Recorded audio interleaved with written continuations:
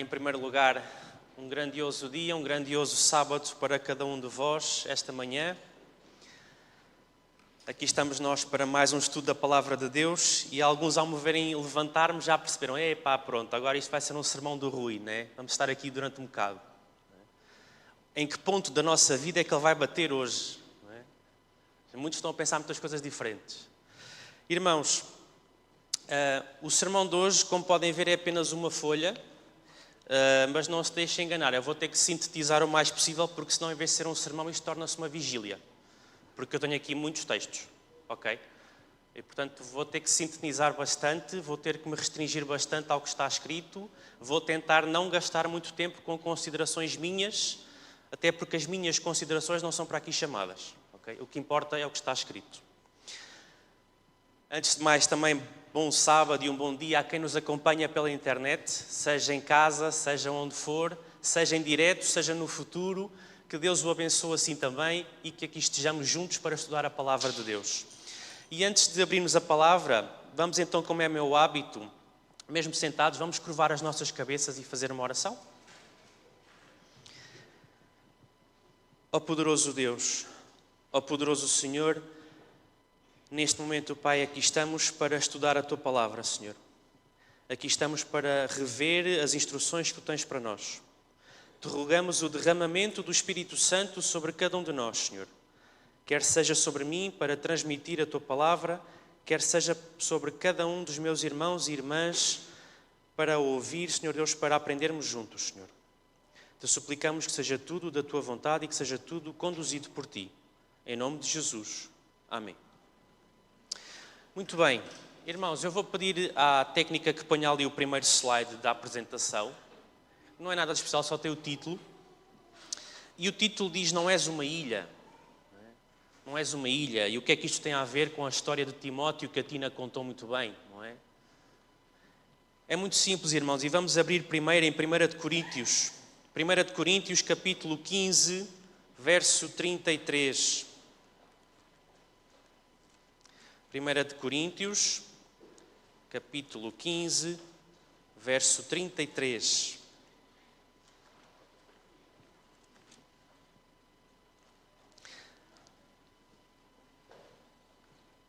Que diz o seguinte: Não vos enganeis, as más conversações corrompem os bons costumes. E o que nós estamos aqui a falar, e eu estou apenas aqui na pincelada inicial, é sobre, e a Tina disse muito bem, a influência. A influência que eu exerço nos outros, a influência que os outros exercem em mim. Ninguém é uma ilha. Nenhum de nós consegue viver na vida sem estar ou a influenciar ou a ser influenciado constantemente. Seja por outros seres humanos, seja pelo ambiente à nossa volta, seja pelo que consumimos, etc. Influenciamos constantemente e somos constantemente influenciados. E como nós vimos bem na história das crianças, Timóteo foi influenciado. Mas de Timóteo já falámos. Eu agora quero abordar alguns exemplos convosco e vamos começar, como eu já tenho o hábito de fazer, né, de abordar os exemplos errados primeiro e deixar o melhor para o fim. Vamos a Gênesis capítulo 19. Gênesis capítulo 19. E vamos ver uma situação que toda a gente conhece, todos nós conhecemos. Até ficamos um pouco chocados às vezes com a situação. Gênesis capítulo 19, versos 30 a 32. Gênesis 19, 30 a 32. Diz o seguinte: Subiu Ló de Zoar e habitou no monte, ele e as suas 2 filhas, porque receavam permanecer em Zoar. E habitou numa caverna e com ele as 2 filhas. Então, a primogênita disse à mais moça: O nosso pai está velho e não há homem na terra que venha unir-se conosco, segundo o costume de toda a terra. Vem, façamo-lo beber vinho, deitemo-nos com ele e conservemos a descendência do nosso pai. É uma situação complicada. Estas 2 filhas decidem tomar uma atitude destas. E nós pensamos, e que atitude? E o Espírito de Profecia dá-nos alguns detalhes também sobre esta atitude. E eu tenho que ligar o comando, senão ele não funciona. Diz o seguinte, em Patriarcas e Profetas, no capítulo 14, depende das versões, em versões muito antigas, de 2006 para trás, o capítulo será o 13. Mas em versões de 2007 para a frente é o capítulo 14. Diz o seguinte, Ló habitou pouco tempo em Zoar. A iniquidade era tão grande ali como em Sodoma. Encaminhou-se para as montanhas e habitou numa caverna, despojado de tudo aquilo a que se tinha aventurado, ao sujeitar a sua família às influências de uma cidade ímpia. Mas a maldição de Sodoma seguiu até ali. A conduta pecaminosa das suas filhas foi o resultado das más companhias daquele vil lugar. A sua corrupção moral tinha se introduzido de tal maneira no caráter delas que já não eram capazes de discernir entre o bem e o mal. E nós sabemos que o que lemos aqui é um culminar de toda uma situação. E para nós percebermos como é que a situação chega a este fim, eu tenho que analisar convosco a situação desde o início. E, portanto, vamos a Gênesis capítulo 18 e vamos começar a ver a partir lá de trás. Como é que Ló e a sua família chegam a este ponto? Gênesis capítulo 18, versos 20 e 21. Gênesis capítulo 18, versos 20 e 21, diz assim, e isto é quando o Senhor está a falar com Abraão ainda, antes de descer a Sodoma para a destruir. Lembram-se que Abraão negocia com o Senhor, até chegar ao ponto de perguntar se houver 10 justos, poupas a cidade, certo? E diz o seguinte, disse mais o Senhor, com efeito, o clamor de Sodoma e Gomorra tem-se multiplicado e o seu pecado tem-se agravado muito. Descerei e verei se, de facto, o que têm praticado corresponde a esse clamor que é vindo até mim. E se assim não é, sabê-lo-ei.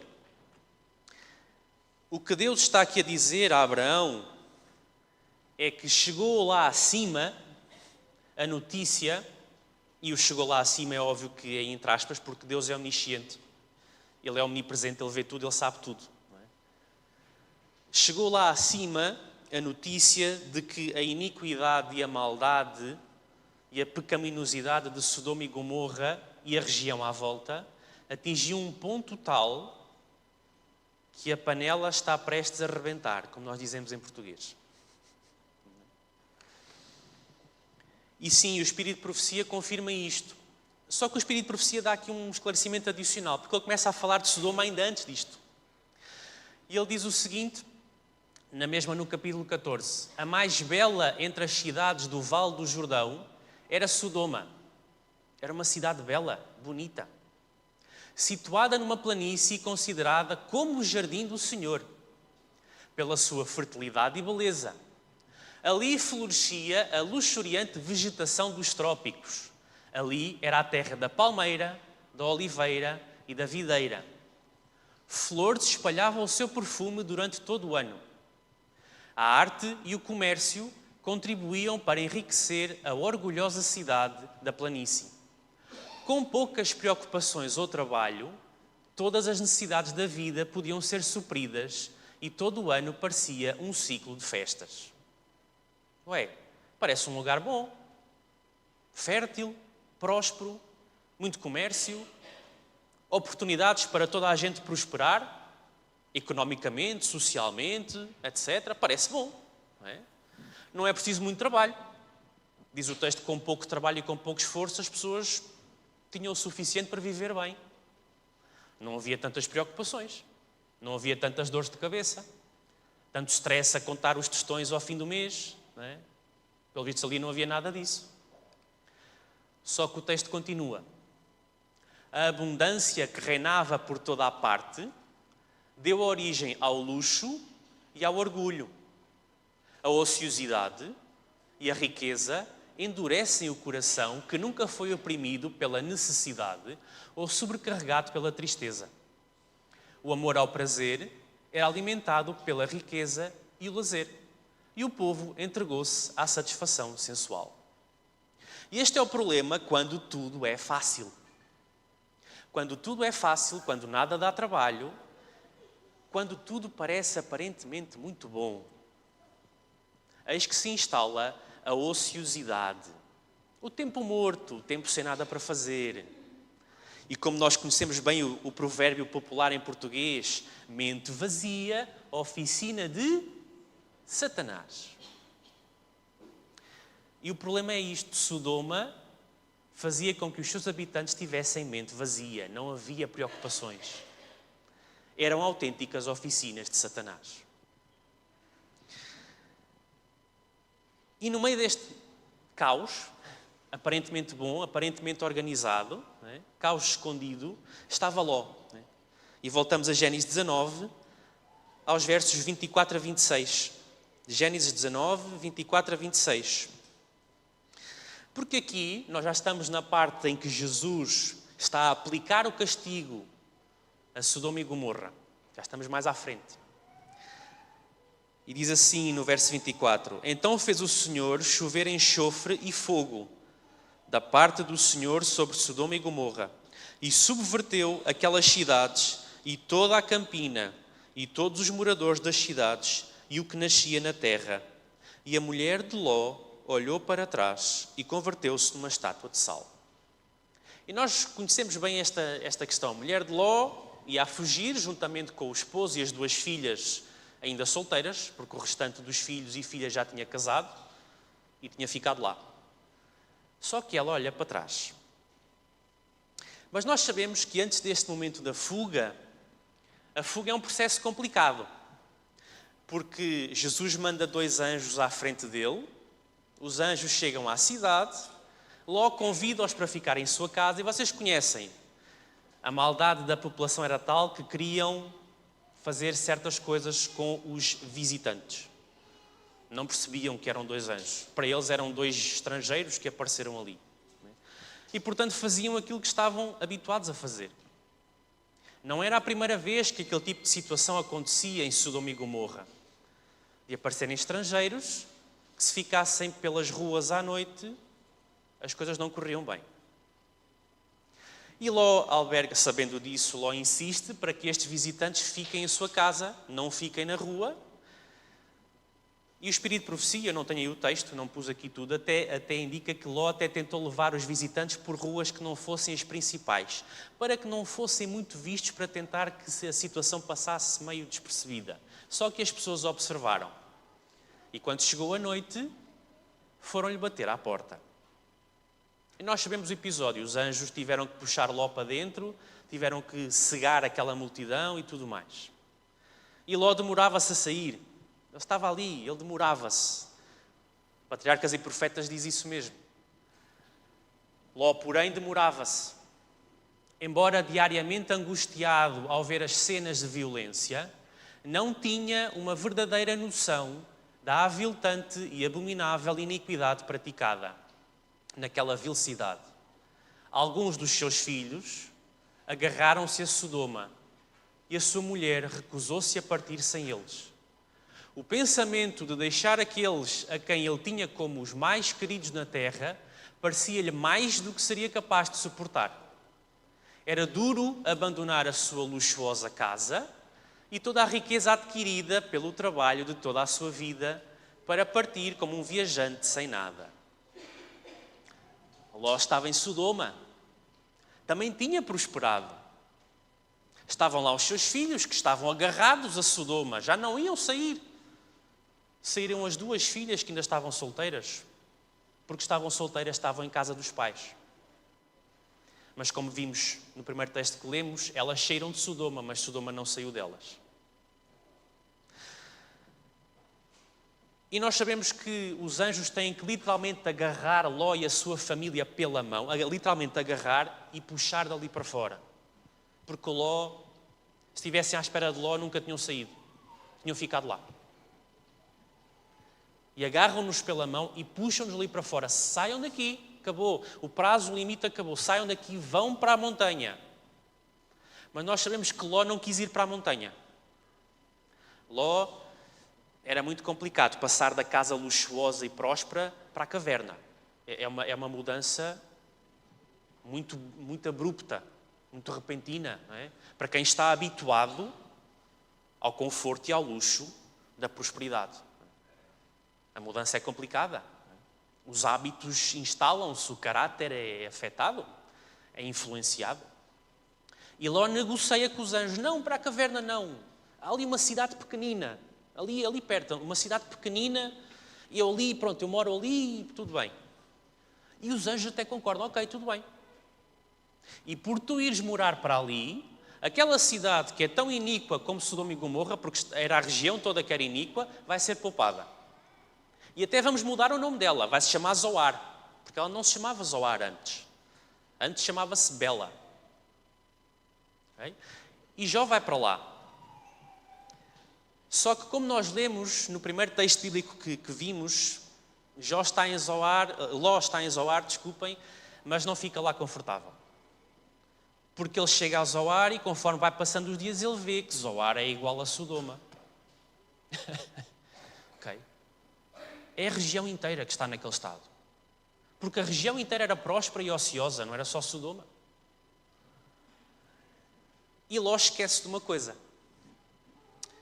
Ló esquece que os anjos tinham prometido que enquanto ele estivesse em Zoar, Zoar não seria destruída.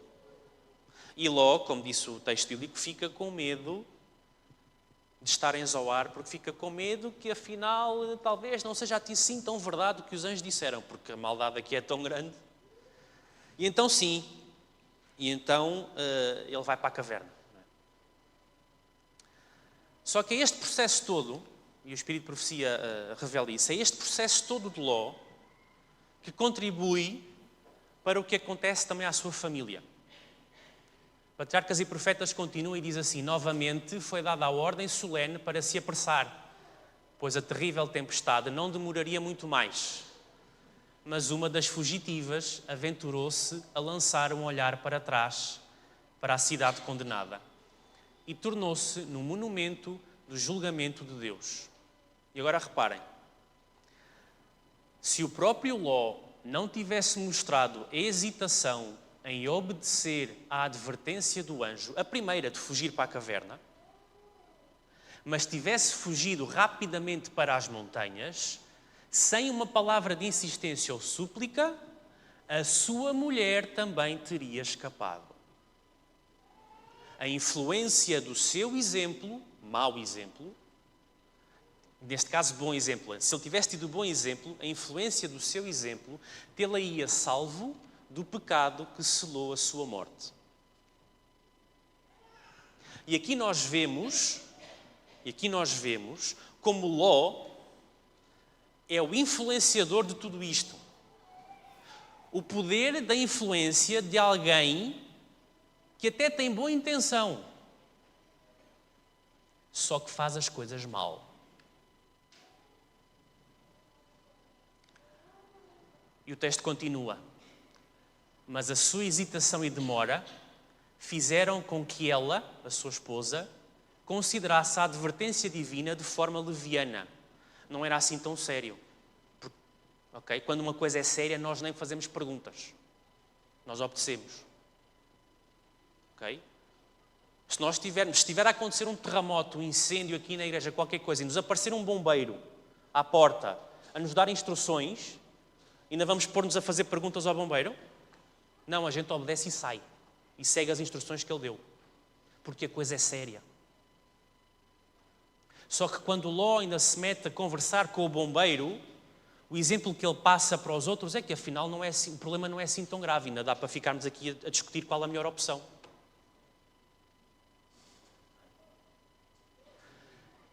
E agora reparem, enquanto o seu corpo, da mulher de Ló, estava ali na planície, o coração estava agarrado a Sodoma e pereceu com ela.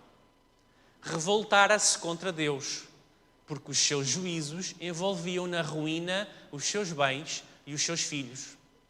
apesar de tão favorecida por ter sido tirada da cidade ímpia, achou que estava a ser tratada severamente, porque a riqueza que tinha levado anos a acumular seria deixada para a destruição.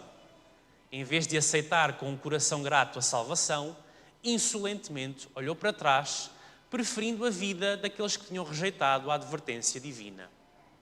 E nós vemos aqui que, afinal, não sei se repararam, há ali um ponto que é exatamente igual entre a esposa de Ló e Ló.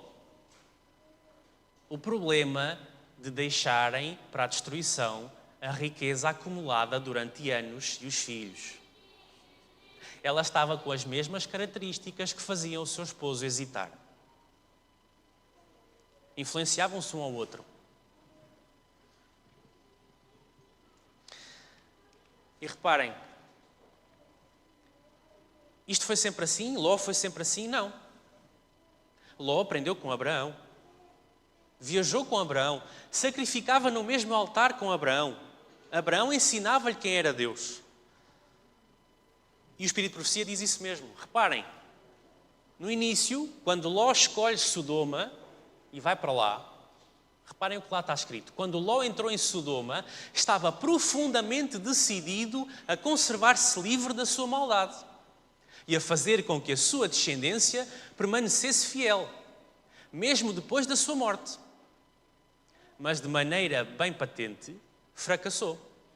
As influências corruptoras que o rodeavam tiveram efeito sobre a sua fé. A convivência dos seus filhos com os habitantes de Sodoma ligaram até certo ponto os seus interesses com os deles. O resultado está diante de nós. Ló tinha muito boas intenções. Não, eu vou para Sodoma, tenho lá trabalho, lá consigo prosperar e vou ser uma testemunha de Deus. Eu vou ser um exemplo e vou mudar as pessoas à minha volta. Vou ser um missionário em Sodoma. Quão enganado ele estava. Eu não vou ser influenciado, nem eu, nem a minha descendência depois da minha morte. Eu vou ensiná-los como deve ser. É? Pois é. Muitos hoje cometem o mesmo erro. Quando escolhem um lar, e atenção, o texto vai continuar focando no aspecto da escolha geográfica, mas escolher um lar é uma coisa muito mais abrangente do que isso. Não é simplesmente escolher um sítio geográfico para morar, uma casa, o que seja. Escolher o lar envolve escolher a pessoa com quem se vai formar o lar, os princípios que vão ser vividos no lar, as regras, a fonte dessas regras, etc. É todo um processo. Mas tudo bem, focando na escolha geográfica. Quando escolhem um lar, olham mais para as vantagens temporais que podem adquirir do que para as influências morais e sociais que os cercarão a eles e às suas famílias. Escolhem um território belo e fértil, ou mudam-se para alguma cidade florescente, na esperança de conseguir maior prosperidade, mas onde os seus filhos estarão rodeados de tentações e muitas vezes criam amizades que são desfavoráveis ao desenvolvimento da piedade e à formação de um caráter correto. Muitos fazem amizades com ateus e incrédulos, terão a mesma sorte que os inimigos de Deus. E atenção que aqui é necessário compreender, antes que as minhas palavras sejam adulteradas e mal interpretadas, o que é isto de fazer amizades. Não estou aqui a dizer para nos enfiarmos na caverna e agora nem falamos com quem não seja adventista do sétimo dia. A questão não é essa. Aqui está a falar de ser amigo próximo. Aqueles que andam sempre juntos, aqueles que fazem tudo juntos, aqueles que se influenciam, têm um poder maior de se influenciar uns aos outros, porque estão ali, muito perto. Uma coisa é conhecermos as pessoas, somos colegas de trabalho, somos conhecidos, conversamos, somos simpáticos, ajudamos, sim. Outra coisa é sermos profundamente chegados e ligados a alguém. É preciso ser prudente com aqueles com quem nos ligamos profundamente. Porque nós influenciamos, mas também somos influenciados. Não somos fortalezas, não somos invencíveis, não somos inquebráveis. E ela continua ao escolhermos uma residência, Deus quer. Atenção, não sou eu que quero, não são os meus pais que querem, não é o raciocínio da ciência e do homem que quer. O texto é muito claro. Deus quer. O que conta é o que Deus quer. Deus quer que consideremos, antes de tudo, as influências morais e religiosas que nos rodearão, a nós e à nossa família. Não devemos expor-nos desnecessariamente a influências desfavoráveis à formação de um caráter cristão. Quando voluntariamente, nos colocamos numa atmosfera de mundanismo e incredulidade, desagradamos Deus e afastamos os santos anjos dos nossos lares. E atenção, desnecessariamente e voluntariamente. Há situações em que não há forma de evitar. Há situações em que Deus pede mesmo um missionário para o lugar X. Mas essas são algumas situações. Muitas vezes nós expomos-nos voluntariamente e desnecessariamente a coisas que Deus não quer. E findamos aqui o relato de Ló. Este é apenas um exemplo de como um homem muito bem intencionado, com um espírito muito missionário, fez tudo ao contrário, não perguntou a Deus o que é que ele queria e o resultado foi um total falhanço dele e da descendência dele depois da sua morte. Mas temos outro episódio e vamos a 1 de Samuel. Avançamos na história deste mundo. 1 de Samuel, e é um relato histórico que também muitas pessoas conhecem, talvez não conheçam tanto como o de Ló, mas também conhecem este. 1 de Samuel, capítulo 2.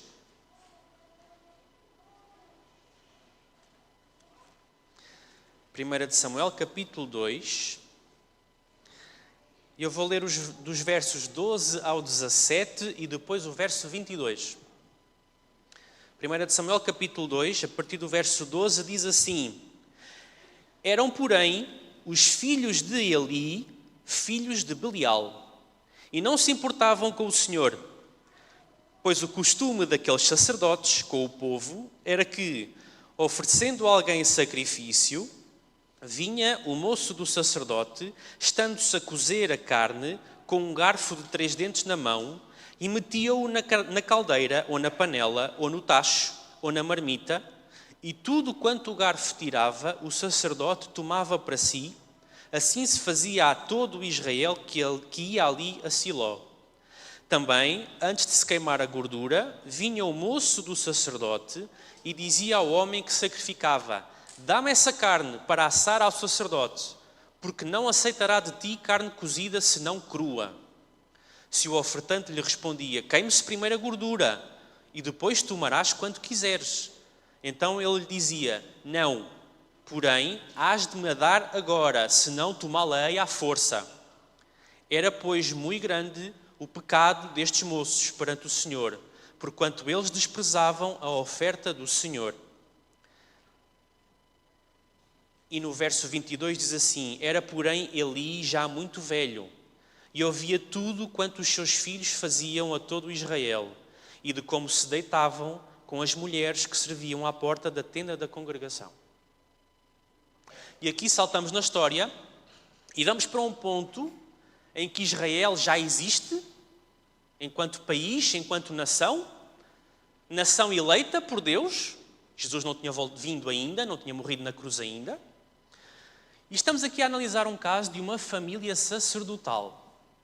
Eli era o sumo sacerdote de serviço nesta altura.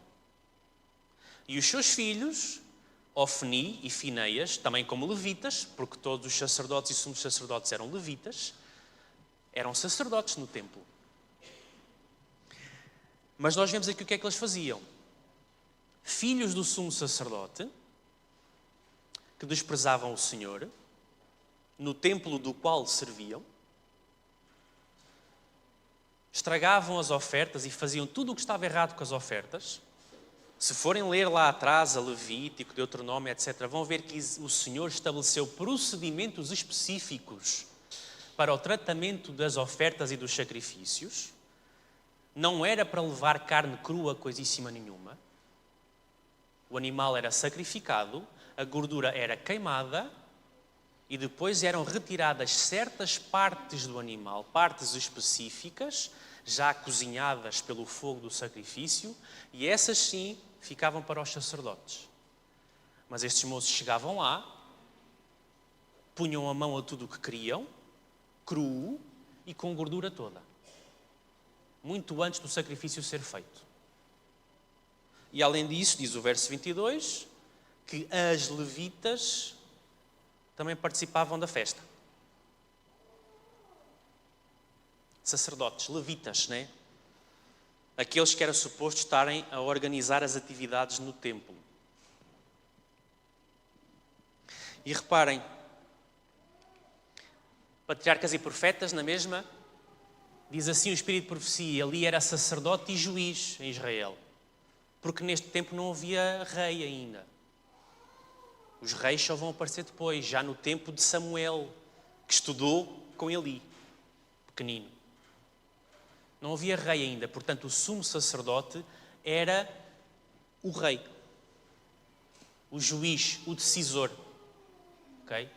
Deus era o presidente da República, já que vivemos numa república, aqui num sistema republicano em Portugal, faço esta comparação. Deus era o presidente da República e ali era o primeiro-ministro. Era a segunda figura do reino. Só que, não é? Ele era sacerdote e juiz em Israel. Era olhado como um exemplo e exercia grande influência. Lá voltamos nós à mesma tecla. Sobre as tribos de Israel. Mas embora tivesse sido designado para governar o povo, não governava a sua própria casa. Ele era um pai transigente. Amando a paz e a comunidade, não exercia a sua autoridade para corrigir os maus hábitos e as paixões dos seus filhos. Porque isso implicava contrariar a vontade dos seus filhos, assim como puni-los e reprová-los. E ali era daqueles pais, ou mães, tanto faz, que os filhos são os reis lá em casa, fazem tudo o que querem. Porque não se pode repreender, não se pode dar uma palmada, não se pode ralhar. Os filhos são os reizinhos lá de casa. E ali era assim. Juiz de Israel, mas escravo dos filhos em casa. A maldição da transgressão, porque isto era uma transgressão da lei de Deus. Deus dá-nos instruções para que nós ensinemos os filhos. E quem diz filhos, diz sobrinhos, netos, etc. Os pequeninos mais velhos, mais novos, que são nossos irmãos, que até podem não ser de família de sangue, mas se nos chamamos irmãos é porque somos todos uma família. Por isso é que nos chamamos de irmãos, não é porque o nome é bonitinho. Tem um significado. A maldição da transgressão foi visível nas corrupções e males que assinalaram a conduta que estes filhos assumiram. Não tinham em devido valor o caráter de Deus nem a santidade da sua lei. Para eles, o serviço de Deus era uma coisa comum. Os procedimentos da igreja, é normal, são coisas comuns. A gente faz aquilo desde pequenino. É normal, já estamos habituados. Não é nada de santidade, nem não é assim tão coisa. A gente está mais que habituado àquilo. Desde a infância, que se tinham acostumado ao santuário e aos seus serviços. Mas em vez de se tornarem mais reverentes, por conhecerem o santuário e o dono do santuário, perderam toda a intuição da sua santidade e significado. E agora reparem, o pai não tinha impedido a falta de respeito pelos solenes serviços do santuário. E quando chegaram à maioridade, estavam cheios dos mortais frutos do ceticismo e da rebelião. É interessante porque, por um lado, o foco são estes filhos, mas, por outro lado, o foco desta história é o pai também. E quem diz pai diz mãe. Okay? Estes infiéis sacerdotes também transgrediam a lei de Deus e desonravam o ofício sagrado. Para eles era uma coisa comum, não é? Para eles era um ofício comum. E, portanto, desonravam-no pelas suas práticas vis e degradantes.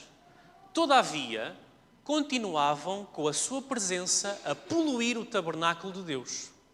Muitos dentre o povo, cheios de indignação perante o corrupto procedimento de Ofni e Finéias, os dois filhos, deixaram de ir ao lugar designado para o culto. Deixaram de ir à igreja. Então, olha como os filhos do pastor se portam. Já viste o que é que o pastor faz? Não faz nada. Não é? O pastor, o ancião, o que seja. Assim, o serviço que Deus tinha ordenado era desprezado e negligenciado. Reparem neste pormenor. O texto não está a dizer que é normal, entre aspas, que é aceitável as pessoas deixarem de ir à igreja porque os filhos do pastor e o pastor são assim e são assado. O texto diz mesmo que deixar de ir à igreja é um desprezo e negligência pelo serviço de Deus. Com razão ou sem razão. Neste caso até tinha umas quantas razões. Mas por muita razão que nós, no nosso raciocínio humano, possamos ter, deixar de vir à casa do Senhor é desprezar e negligenciar todo o trabalho, todo o cuidado que o Senhor da casa teve ao instituir o serviço. Porque o serviço não foi decisão de nenhum homem, foi instituição de Deus. Ok? O serviço que Deus tinha ordenado era negligenciado porque estava ligado com os pecados de homens ímpios, ao mesmo tempo que aqueles cujo coração era inclinado ao mal se tornavam audazes do pecado, pois puderam. Não se esqueçam que lemos lá atrás que Eli, como juiz de Israel e sumo sacerdote, era o exemplo máximo naquela altura. Os outros olhavam para ele. Aqueles que percebiam a impureza, a injustiça, a maldade, revoltavam-se e acabavam muitos deles por negligenciar o respeito pelo serviço e a presença no serviço. Os outros que tinham inclinação para o mal e tudo diziam, não, isto é normal, o sacerdote também faz, eu posso fazer. Não é? Se o exemplo também faz, eu também vou seguir o exemplo. Não é? Só estou a seguir o que o pastor faz. Ou o ancião. Começam a perceber, irmãos, o potencial, para o bem e para o mal, da influência e do exemplo? Isto tem um poder e uma potência subtis, mas gigantescos. E agora vamos a 1 de Samuel capítulo 2 na mesma, mas vamos avançar. Versos 22 ao 25. Aliás, versos 23 ao 25. O 22 já lemos. 1 de Samuel capítulo 2, a partir do verso 23, diz assim: E disse-lhes, portanto, Eli disse-lhes: Por que fazeis tais coisas? Pois de todo este povo ouço constantemente falar do vosso mau procedimento. Não, filhos meus, porque não é boa fama esta que ouço. Estais fazendo transgredir o povo do Senhor. Pecando o homem contra o próximo, Deus lhe será o árbitro. Pecando, porém, contra o Senhor, quem intercederá por ele? Entretanto, não ouviram a voz do seu pai, porque o Senhor os queria matar. Já em adultos, já depois de terem feito tanta desgraça, tanta coisa errada, já depois de a fama, neste caso a má fama, se ter tornado enorme, ter atingido uma proporção que já todo o país, toda a nação falava daqueles dois sacerdotes, agora o pai vem repreendê-los, agora. Só que como o texto diz, eles nem se importaram. Eram eles que mandavam no pai. Porque é que se iam importar agora com o que o pai lhes diz? Eles sempre estiveram habituados a mandar no pai. Eles chegaram a um ponto em que não... Eles, os filhos, chegaram a um ponto em que Eli não podia continuar a fechar os olhos. aos crimes dos filhos. O povo queixava-se das suas ações violentas e o sumo sacerdote ficou pesaroso e angustiado. Não ousou permanecer em silêncio por mais tempo. Ouviam as suas brandas admoestações, mas não se impressionavam, nem modificavam a sua má conduta, embora fossem advertidos das consequências do seu pecado. Se ali tivesse tratado com justiça os seus ímpios filhos, estes teriam sido afastados do ofício sacerdotal e punidos com a morte. Quando, porém, o juiz de Israel negligenciou a sua obra, Deus tomou a questão nas suas mãos. Ele veio, mas veio tarde, e como era seu costume, veio muito brando. Porque ele era um pai muito brando. Ele veio, filhos e tal, não sei o quê. Mas naquela fase já não servia de nada uma branda admoestação. Eles já eram mais que crescidos, eram bem adultos. Naquela fase, o que ali, como juiz de Israel e mordomo da lei de Deus, tinha que fazer era seguir a lei de Deus. Retirá-los dos cargos e, pela lei de Moisés daquele tempo, condená-los à morte. Pela forma como eles desonravam, desrespeitavam e se rebelavam contra o Criador. Problemas drásticos precisavam de soluções igualmente drásticas. Só que ali era brando, sempre foi brando. E, portanto, Deus decidiu resolver ele o problema. E quando Deus decide resolver um problema, aí ele resolve. Ele resolve. E não é agradável. Que não tenhamos que chegar a este ponto. E agora nós pensamos assim, sim, claro, então Deus castigou os filhos, claro, matou-os, é verdade. Não é? Eles foram para uma guerra e tal, os filhos armaram-se em chicos espertos, sacerdotes, levaram a Arca da Aliança, porque com a Arca da Aliança connosco a gente vai vencer. Não é? A gente até olhavam para a Arca como um talismã, não é? Um amuleto. E ficaram lá na guerra. Deus não os protegeu. Retirou a proteção e eles ficaram. Okay? Castigou-os. E nós pensamos, pronto, problema resolvido. Não é? Os culpados foram castigados. Será? Será? 1 de Samuel capítulo 2, na mesma, a partir do verso 27. Dos versos 27 ao 30 e depois o verso 34 e 35. Verso 27. Veio um homem de Deus a Eli e lhe disse, assim diz o Senhor, não me manifestei na verdade à casa do teu pai, estando os israelitas ainda no Egito, na casa de Faraó? Eu escolhi, dentre todas as tribos de Israel, para ser o meu sacerdote, para subir ao meu altar, para queimar o incenso e para trazer a estola sacerdotal perante mim. E dei à casa do teu pai, Levi, atenção, aqui pai é a tribo de Levi, ok? Um ancestral. Dei à casa do teu pai todas as ofertas queimadas dos filhos de Israel, porque pisais aos pés os meus sacrifícios e as minhas ofertas de manjares, que ordenei se me fizessem na minha morada. E tu, porque honras a teus filhos mais do que a mim, para tu e eles vos engordardes das melhores de todas as ofertas do meu povo de Israel. Portanto, diz o Senhor, Deus de Israel, na verdade, dissera eu que a tua casa e a casa do teu pai andariam diante de mim perpetuamente. Porém, agora, diz o Senhor, longe de mim tal coisa, porque aos que me honram, honrarei. Porém, os que me desprezam serão desmerecidos. E agora, versos 34 e 35. Ser-te-á por sinal o que sobrevirá a teus dois filhos, a Ofni e Fineias. Ambos morrerão no mesmo dia. Então, suscitarei para mim um sacerdote fiel que procederá segundo o que tenho no coração e na mente. Edificar-lhe-ei uma casa estável e andará ele diante do meu ungido para sempre. Eli, os teus dois filhos vão levar a penalização que tu devias ter aplicado. Vão ser retirados do cargo de sacerdotes e pela morte.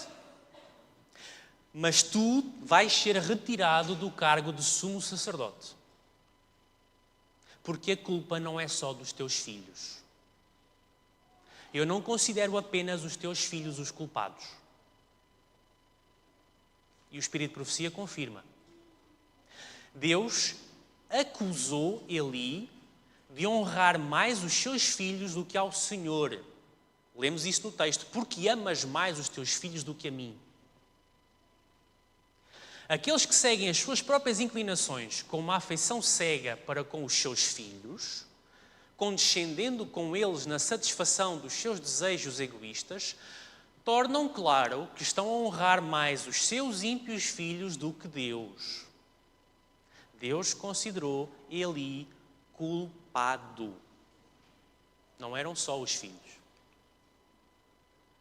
Deus responsabilizou Eli, como sacerdote e juiz de Israel, pela condição moral e religiosa do seu povo e, de um modo especial, pelo caráter dos seus filhos. Deus responsabilizou o pai pelo caráter dos filhos. Ele devia, a princípio, ter tentado restringir o mal por meio de medidas brandas, a princípio, quando eles eram pequeninos. Mas, se estas não dessem resultado, deveria tê-los subjugado pelos meios mais severos. E esta frase parece dura, né? Agora na mentalidade educacional do século XX, né? Subjugar. Parece uma frase com uma intensidade brutal. Não é? Isso é, se nós hoje fôssemos subjugar um filho, prendiam-nos por violência doméstica. Certo? Hoje, se alguém vir um pai dar uma palmadinha no filho, pela lei até já pode fazer queixa dele. É violência. Violência, um trauma para a criança. Não se pôde contar com Eli, para que Israel se conservasse puro. Aqueles que têm muito pouca coragem para reprovar o mal, ou que pela indolência ou falta de interesse não fazem um esforço verdadeiro para purificar a família ou a Igreja de Deus, são responsáveis pelos males que possam resultar da sua negligência ao dever. Sim. Pois é.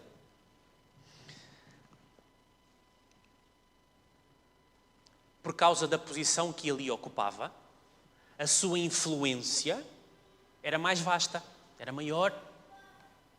Ele era o principal ali,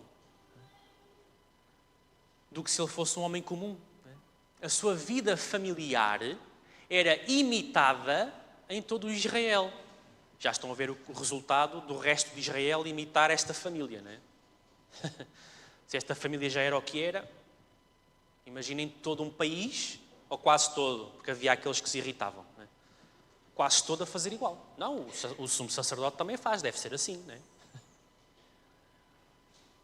Os péssimos resultados da sua negligência e amor à comodidade eram vistos em milhares de lares que se orientavam pelo seu exemplo.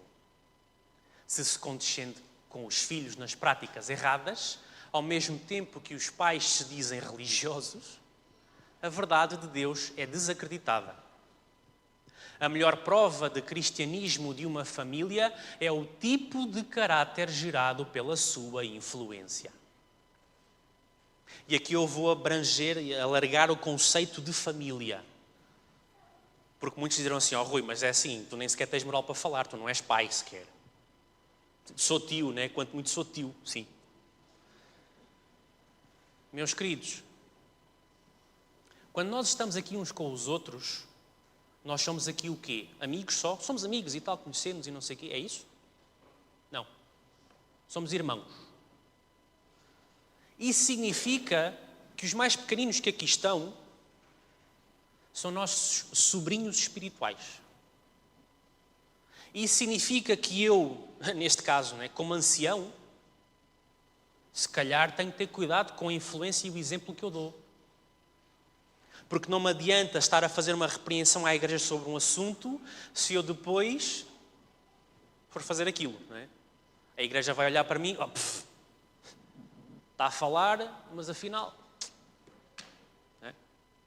Significa que eu, se calhar, como professor na escola sabatina dos jovens, se calhar eles olham para mim e se me virem fazer qualquer coisa que eu a eles lhes reprovo, o que é que eles pensam? Quando está aqui na classe, está-nos a dar na cabeça, não é? Mas depois, pois é. E isso é estendido a mim, mas é estendido a todos nós. Porque eu não tenho que ser professor de escola sabatina, ou diácono, ou ancião, ou pastor, ou não sei quê, para exercer influência e exercer exemplo. O mero facto de eu existir e estar aqui, eu já estou a influenciar, pela minha maneira de ser. E, portanto, eu não tenho chance de ser uma ilha, de poder fazer o que eu quiser, porque eu não afeto ninguém. E nós às vezes dizemos muito aquela frase corriqueira: não, a salvação é individual. O problema é deles porque a salvação é individual. Mais ou menos. A salvação é individual. A avaliação de cada caso é cada caso avaliado individualmente. Mas eu posso ter afetado aquele caso. Ló afetou os casos da sua família. Eli afetou os casos dos seus filhos. Portanto, a salvação é individual? Epá, mais ou menos. Mais ou menos. Mais ou menos. Porque às vezes nós dizemos isto, a salvação é individual, numa má intenção, numa má tentativa, numa tentativa esfarrapada de nos desresponsabilizarmos. Não, a culpa é deles, eles é que são assim. Se calhar não. Se calhar eles são assim, porque se calhar aprenderam um bocadinho comigo. Se calhar.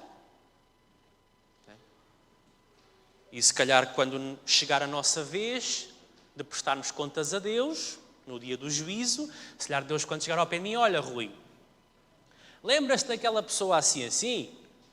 Lembras-te daquele dia em que tu fizeste aquilo assim assado? E do mau exemplo que tu deste? Pois. Sabes, eu vou ter que fazer como ele e eu vou ter que te responsabilizar também. Porque tens culpa. Se calhar, não é? Mas pronto, passamos agora ao caso bom. Vamos terminar com o caso bom. Porque pode parecer que eu estou aqui a pintar um filme que é impossível nós fazermos as coisas bem. Não, vamos passar ao caso bom. Vamos a Mateus, capítulo 1. Mateus, capítulo 1. E eu só dizer o livro e o capítulo, vocês já perceberam qual é o tipo de cenário que eu vou avaliar. Né? O início de um dos evangelhos, né? Só pode ser uma coisa. Né? Mateus capítulo 1, versos 18 a 25. Diz o seguinte: ora, o nascimento de Jesus Cristo foi assim. Estando Maria, sua mãe, desposada com José, sem que tivessem antes coabitado, achou-se grávida pelo Espírito Santo. Mas José, seu esposo, sendo justo e não a querendo infamar, resolveu deixá-la secretamente. Enquanto ponderava nestas coisas, eis que lhe apareceu em sonho um anjo do Senhor, dizendo: José, filho de Davi, não tenhas medo de receber Maria, tua mulher, porque o que nela foi gerado é do Espírito Santo. Ela dará à luz um filho e lhe porás o nome de Jesus, porque ele salvará o seu povo dos pecados deles. Ora, tudo isto aconteceu para que se cumprisse o que fora dito pelo Senhor por intermédio do profeta. Eis que a Virgem conceberá e dará à luz um filho, e ele será chamado pelo nome de Emanuel, que quer dizer Deus conosco. Despertado José do sono, fez como lhe ordenara o anjo do Senhor e recebeu sua mulher.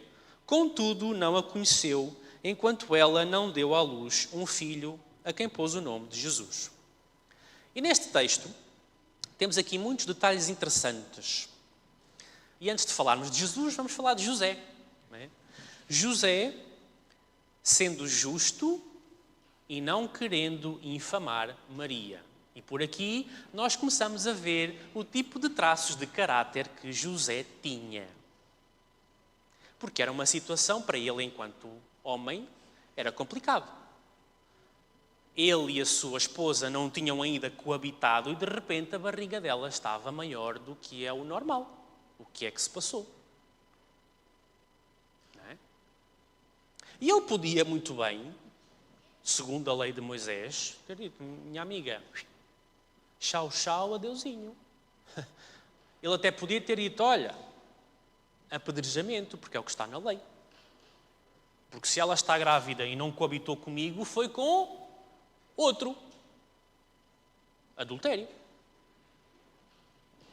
Mas o que é que ele fez? Ele não queria infamá-la. Ele resolveu deixá-la secretamente. Ele faz uma coisa incomum. Ele decide assumir ele a culpa. Porque ao ele desaparecer de cena, na cultura e no raciocínio daquele tempo, era sinal de que afinal a culpa era dele. E então ele tinha fugido, provavelmente, para se ir refugiar numa das cidades refúgio que Deus instituiu no reino de Israel. Ele fugiu. Deve ter sido ele, a culpa afinal não é dela. Era o boato que iria circular. E ele sabia disso. Ele ia fazer de propósito. É um caráter um bocado diferente do que era normal naqueles dias. Mas diz o verso 20, diz assim: enquanto ponderava nestas coisas, ele não agiu por impulso. Ele gastou tempo a pensar. Ele não fez as coisas, tenho aqui um problema, vou... Não. Às vezes, temos que parar e pensar. E foi esta paragem que Deus usou para lhe enviar o anjo. Ei, calma, José, calma. Já estás aí a construir um filme na tua cabeça. Calma.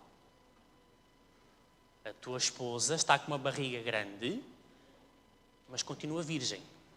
Aquilo não foi de forma natural, foi de forma extranatural. Ok? Calma. Portanto, podes receber a tua mulher, não há problema nenhum, ela não te traiu com ninguém. Ela é-te fiel. Vais assumir a paternidade do Filho de Deus. Que desafio. Homens, se Deus nos desafiasse para assumir a paternidade do Filho dele, homens,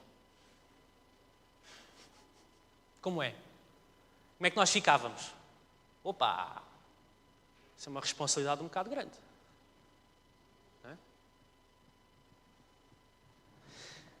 Mas sim, diz o verso 24, José despertou do sono, porque o anjo veio-lhe em sonho, e fez como lhe ordenara o anjo do Senhor. E fez. Deus disse, José fez. Não foi como Ló, não, Senhor, talvez assim não, se calhar vamos fazer mais assim. Não, José não fez nada disso. Deus disse, José faz. Este é o caráter de José. Este é o caráter daquele que será o pai terrestre de Jesus. Lucas capítulo 1, porque já falámos do pai. Lucas capítulo 1, versos 28 e 30. Não se preocupem que já estamos para aí a 3/4 do sermão. Já não falta assim tanto. Lucas capítulo 1, versos 28 a 30. Diz o seguinte, falando agora da mãe, Maria. Lucas 1, versos 28 a 30. E entrando o anjo aonde ela estava, disse, alegra-te, muito favorecida, o Senhor é contigo. Ela, porém, ao ouvir esta palavra, perturbou-se muito e pôs-se a pensar no que significaria esta saudação. Mas o anjo lhe disse, Maria, não tenhas medo, porque achaste graça diante de Deus. E nós aqui temos alguns elementos importantes. Porque quando este anjo que vem da parte de Deus inicia a interação com Maria, ele chama-a de muito favorecida. Ora, Deus não vai chamar de muito favorecido ou muito favorecida a qualquer ou qualquer uma. Deus não usa as palavras de forma vã. Aliás, um dos mandamentos é: não tomarás o nome do Senhor teu Deus em vão, porque Ele também não faz nada em vão. Nem as palavras. Okay? O Senhor é contigo. Achaste graça diante de Deus. Para Maria receber este tipo de saudação, é porque o caráter dela tinha que ter certas características. Porque de certeza que Ofni e Finéias não eram muito favorecidos por Deus, pelo contrário. As filhas de Ló também não eram favorecidas por Deus. Mas Maria sim. E é este tipo de casal, este tipo de caráteres que vão educar Jesus. E no Desejado de Todas as Nações, capítulo 7, diz o seguinte: o menino Jesus não recebeu instrução nas escolas das sinagogas. A sua mãe, seu primeiro mestre humano. Dos lábios dela e dos rolos dos profetas, aprendeu coisas celestiais. As próprias palavras que ele dissera a Moisés para Israel eram-lhe agora ensinadas ao colo da sua mãe. E aqui também é como a Tina referiu muito bem na história das crianças. Mães e pais também. Mães e pais. É para falar de Deus lá em casa aos nossos filhos. O ambiente lá em casa tem que ser um ambiente de uma escola de Deus. Pais. Eu não tenho aqui os textos, não pus. Pais. Nós somos designados por Deus para sermos os sacerdotes do lar. Somos sacerdotes do lar. Não é a mãe que tem que organizar o culto familiar. É o sacerdote daquele templo. Não é a mãe. A mãe já tem bastante trabalho a educar ao longo do restante todo do dia. Aquelas que têm a oportunidade de o fazer, porque hoje em dia, e eu vou dizer aqui com todas as palavras, infelizmente, a mãe não pode ser a rainha do lar, porque a sociedade foi trabalhada por Satanás para que ambos passem a maior parte do dia fora de casa. E, portanto, os lares estão sem sacerdotes e sem rainhas.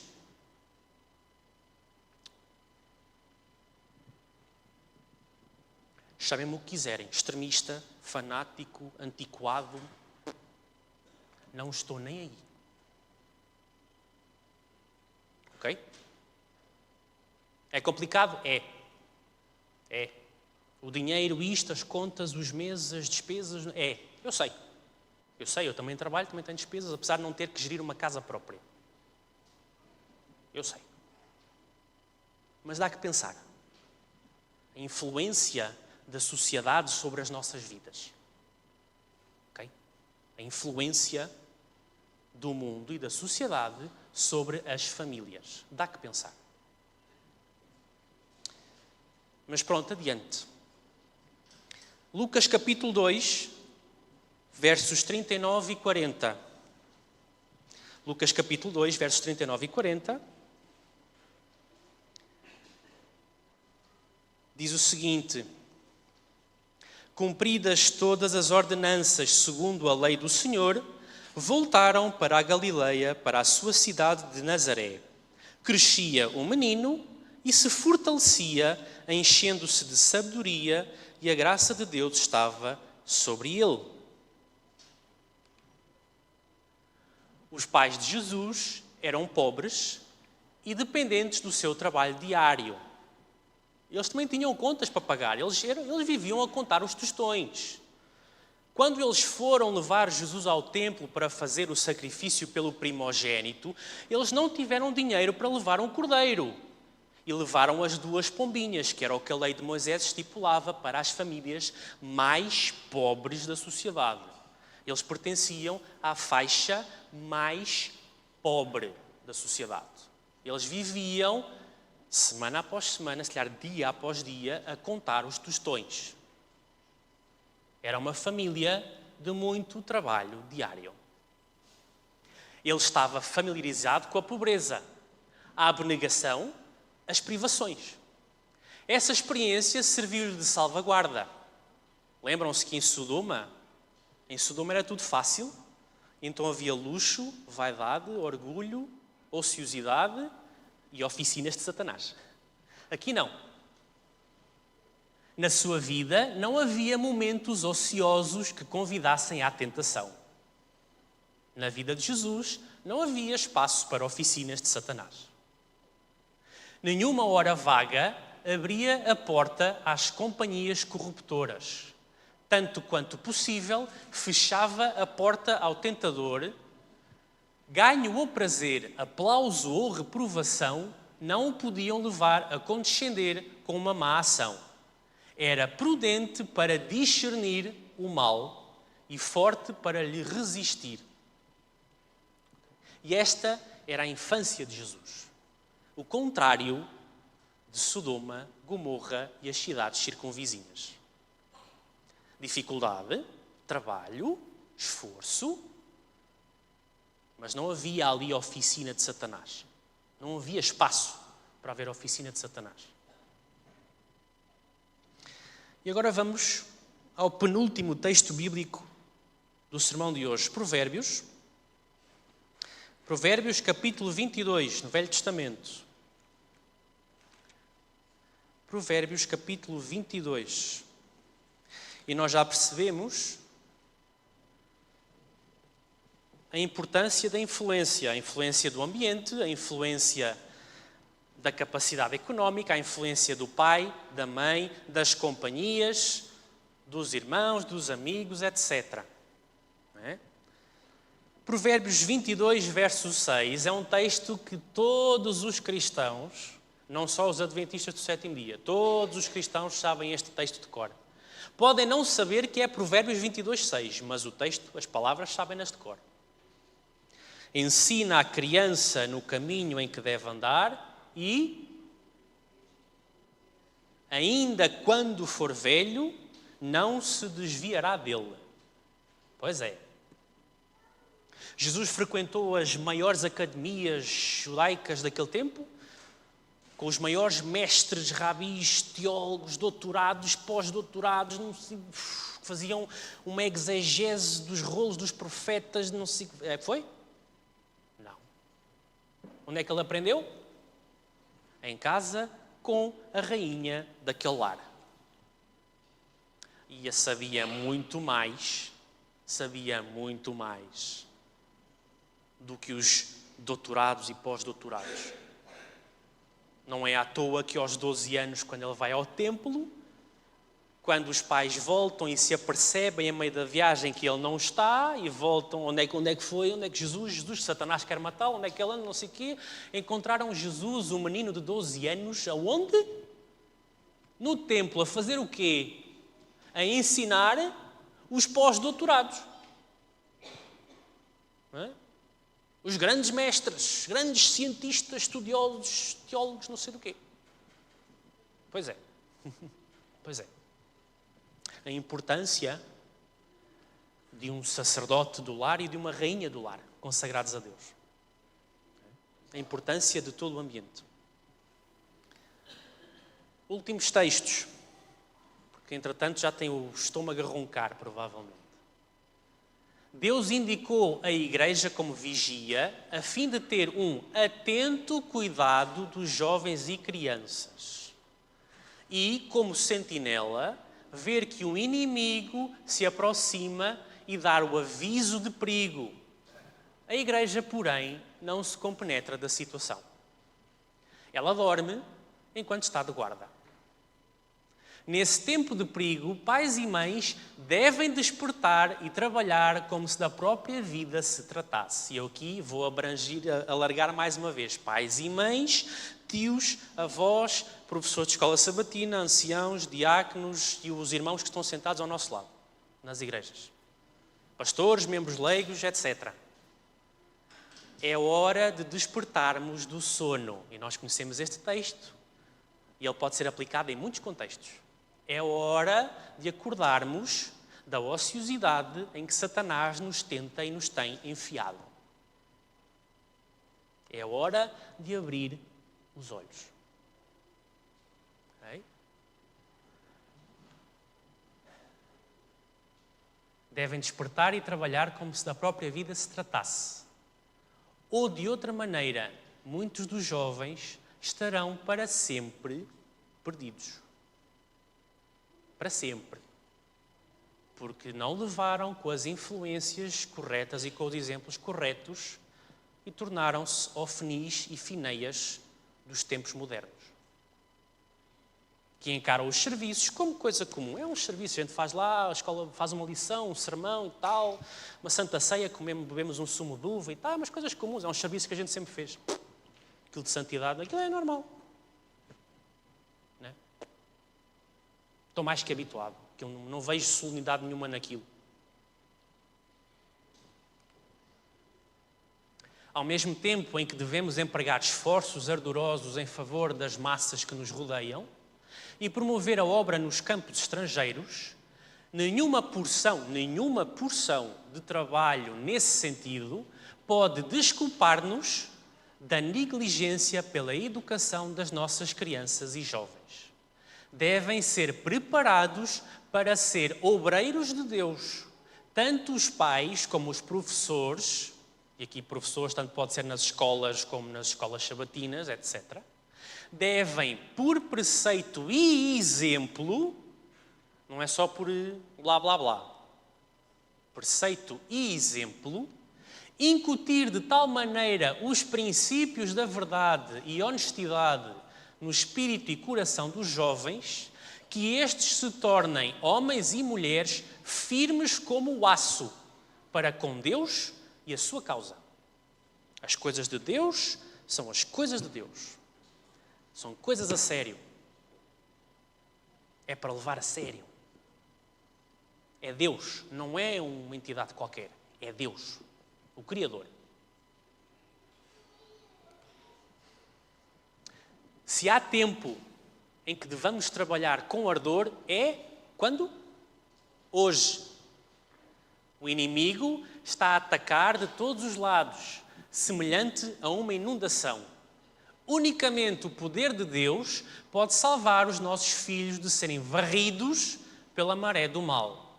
A responsabilidade que repousa sobre os pais, professores e membros da Igreja, por isso é que eu alarguei, tenho forma de o provar, de fazerem a sua parte em cooperação com Deus, é tão grande que não pode ser expressa por palavras. Responsabilidade dos pais, dos professores e membros da Igreja. Portanto, meu querido irmão, minha querida irmã, se estás aí sentado ou a ver a partir de casa e a dizer não, mas eu não tenho nada a ver com isso porque eu nem faço nada na Igreja, não tenho responsabilidade nenhuma. Tens. Ninguém existe que possa dizer que não tem responsabilidades nenhumas. Temos constantemente responsabilidades uns para com os outros. Constantemente. Ok? Finalizando. Último texto da pregação de hoje. Provérbios, capítulo 13. Provérbios, capítulo 13. Verso 20. E aqui é um desafio e é uma pergunta para cada um de nós. Não quero respostas a esta pergunta. Respondam para vocês próprios. Provérbios capítulo 13, verso 20. Diz assim: quem anda com os sábios será sábio, mas o companheiro dos insensatos se tornará mau. Pergunta: quem anda comigo, e quem diz comigo, diz convosco, é influenciado por um sábio ou por um tolo? Qual é a minha influência? Qual é o meu exemplo? Não respondam. Fica a pergunta para vocês. Ok? Que influência e exemplo passamos aos outros, incluindo aos mais novos? Se uma criança me vir a encarar os serviços da igreja como coisa comum, faz de qualquer maneira, as 3 pancadas é só o suficiente para se fazer e está bom. É uma coisa simples. O que é que a criança vai aprender a crescer com uma pessoa assim, com um adulto assim? Se lá em casa os pais nem gastam tempo sequer a estudar a lição da escola sabatina, o que é que os filhos que crescem lá em casa vão aprender em relação à lição da escola sabatina? É importante estudar? Não. O que é que eles veem lá em casa?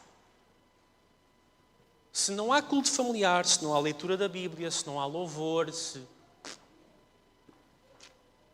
os nossos jovens crescem a presenciar quais exemplos? Aprendem o quê? O que é que tem valor lá em casa? O que é que tem mais valor lá em casa? É Deus? Ou é as coisas temporais que duram 70, 80, 90 anos, o tempo que a vida aqui durar? Porque o que eles virem como prioritário lá em casa é o que eles considerarão prioritário quando forem adultos. Okay? Salvação individual, última conclusão. Salvação individual não me desresponsabiliza da influência que eu exerço. Portanto, meus irmãos e minhas irmãs e meus queridos lá em casa também, Senhor, vamos parar com essa desculpa esfarrapada, eu vou-lhe chamar mesmo assim, desculpa esfarrapada, de que a salvação é individual. A avaliação que Deus faz, Ele faz caso a caso. Mas o processo todo não é individual.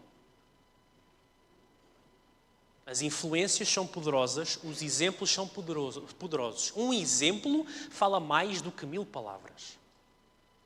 E, portanto, eu deixo-vos com a pergunta, e repito, e é a última pergunta. Quem anda comigo, anda com um sábio ou anda com um tolo? Pensemos nisso ao longo do dia. Amém.